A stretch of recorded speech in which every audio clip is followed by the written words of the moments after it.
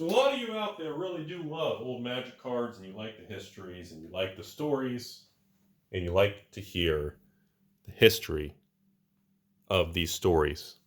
So that's what I'm going to do today. Today's video is about that. That, ladies and gentlemen, is a card called Disrupting Scepter. Some people call it Spectre when you're kids and everything, but it's pronounced, I believe, Disrupting Spectre.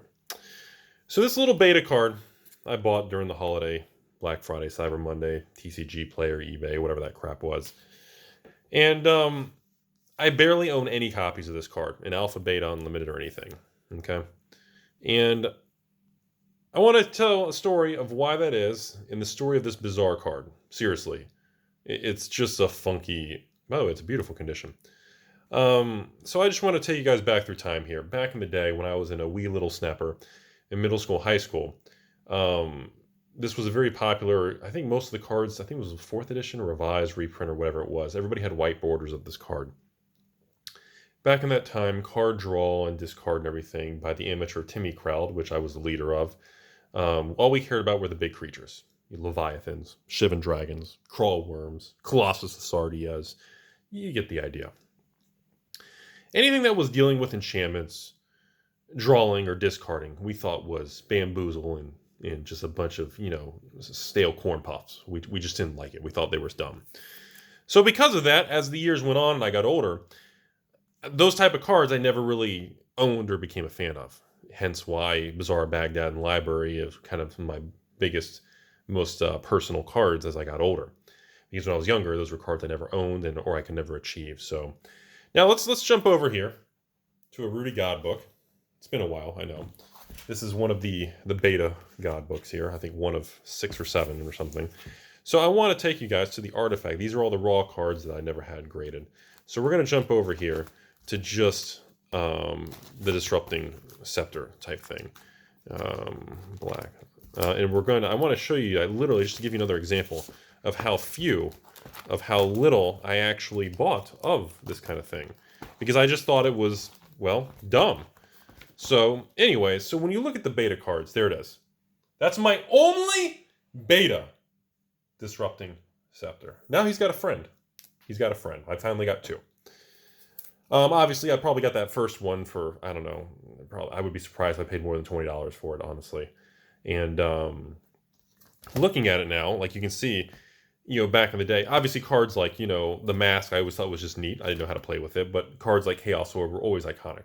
Cards like the Hive I thought were pretty cool because, again, it popped out creature tokens. The Tomb I always thought was stupid because it was so flippin' expensive, a 4 to drop and 4 to cast. Who would play with that just to draw cards? Why would you play with this to just make your opponent lose a card? So I never had a lot of those things. And, you fast forward to the future of all these beta things, and I look back. And the story of this Disrupting Scepter I thought was a worthy story for those of you. Because this video is pretty much to train all of our minds, and including myself, to continue to better my mind and think better and be a better critical thinker about the dangers and the importance of critical thinking. And that's really what today's video is based around, is critical thinking, everybody. And it's based on the scepter. Because I want everyone to think like this. Here we are at the end of 2020.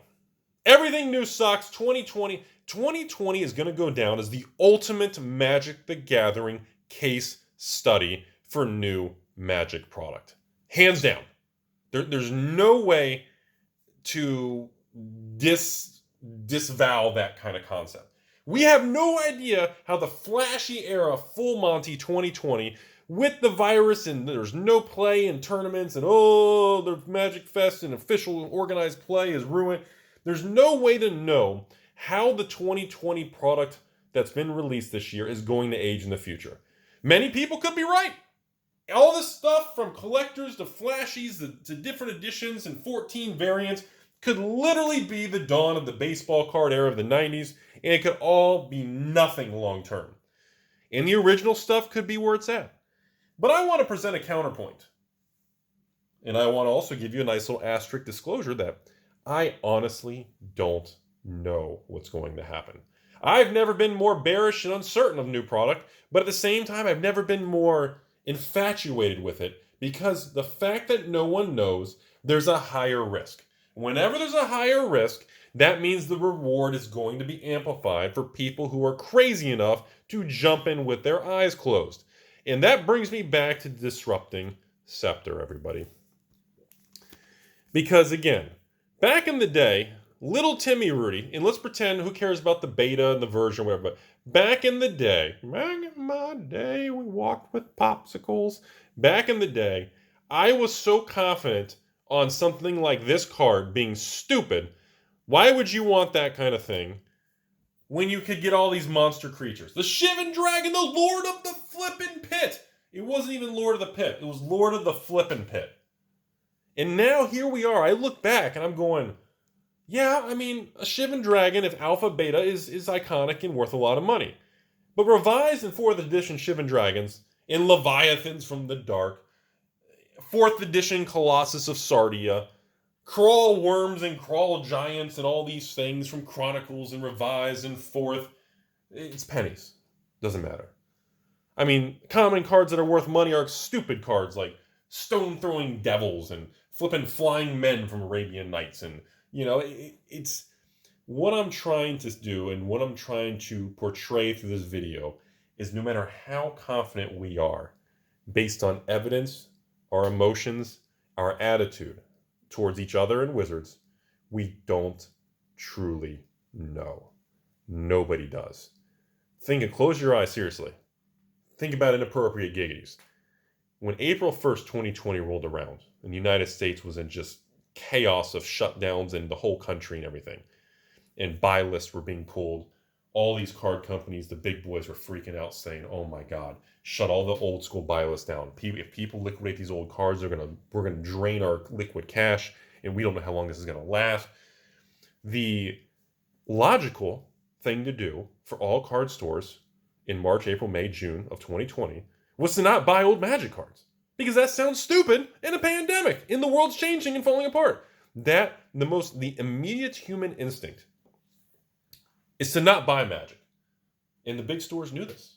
The big stores closed their buy list to high-end stuff because they knew people were going to need cash and they were afraid of a market collapse in financial value due to an overwhelming amount of sellers. So that's the correct thought process. That was not incorrect. That was accurate. That was the prudent thing to think and do as a business owner and a store owner. And now here we are at the end. It is December 2020. We are almost out of the valley of the shadow of 2020, everybody. And look what we've learned. Look how wrong everybody was. The only thing that turned out to be accurate was Rudy just saying, stay the course. Right? No? But it just shows, no matter what, you cannot predict the future. And the more confident you are on something, the higher the probability you can be blindsided and screw it up long term. And I did that. New Phyrexia. Biggest screw up ever. Original OG Zendikar 2008 when I had a real job. Original Zendikar. I don't want those crap. Phone rings on my cell phone. Hi, yeah, Rudy, Alpha Investments. Again, nobody knows who I am. I'm not on YouTube. But I was, that's when I was starting, gotten heavy. 2008, phone rings, cell phone. I'm at work. I walk into the hallway of the large, fancy corporate building I'm working in. Sure enough, Rudy, I got 420 boxes of original Zendikar. But, you're looking at $99 a box instead of $89. Dude, no, stop trying to rip me off. Yeah, that was a real phone call. That was a real conversation. I still think about that. 12 years later, that crap still haunts me. Yeah. Rudy, you want a whole pallet of original Zendikar? But $99 a box, not $89. Screw you for ripping me off. Yeah. 12 years later. Haunts me more than my ex. That kind of crap will ruin you. Because that's the thing, everybody. The only thing worse than failing and losing money is regret. Regret from literally being frozen in fear and not making decisions because you're nervous, because you think it's wrong, because you read stupid Timmys on the internet saying one thing and it made you not pull the trigger and buy into something. It made you back away because you were nervous and you doubted your instinct. So this is the story of disrupting Scepter.